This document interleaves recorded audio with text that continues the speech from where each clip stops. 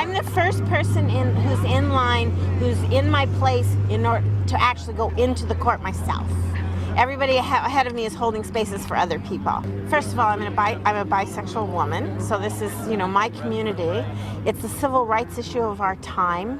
I've been a fighter for social justice my whole life. It's just a natural extension. I've watched the so-called gay rights movement since the 60s, slowly building, and it's just so exciting now to be at a time when we're having success after success. I had a gay cousin that when I was a little girl, I remember asking why was he never at our grandma's house for dinners, and my mother said because he has a boyfriend. And I asked, my grandmother doesn't like his boyfriend? She says, no, he doesn't like that he has a boyfriend instead of a girlfriend.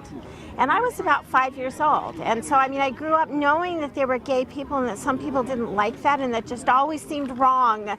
We've been sitting in line since about 8 o'clock Friday morning.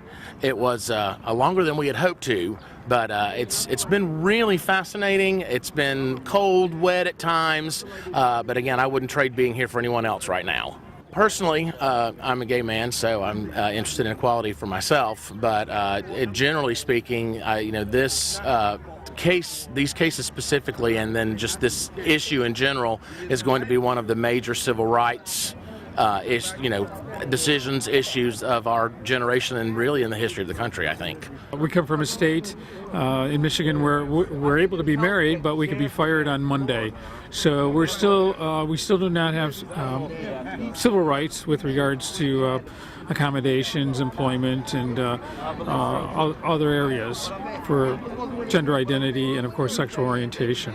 So it's a lot of work still to be done. I'm number 57, and they say they guarantee 50 to get in, but in Prop 8, 67 got in. So most people think we're going to get in, but even if we don't, we'll at least get in for 3 to 5 minutes. They rotate people in and out. Well, I take the position of the Bible, and the Bible clearly says that homosexuality is an abomination to God.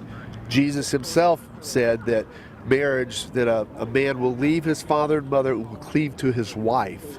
I think a reporter went through, and the people in the line, he said I was the only one that was against it in the line.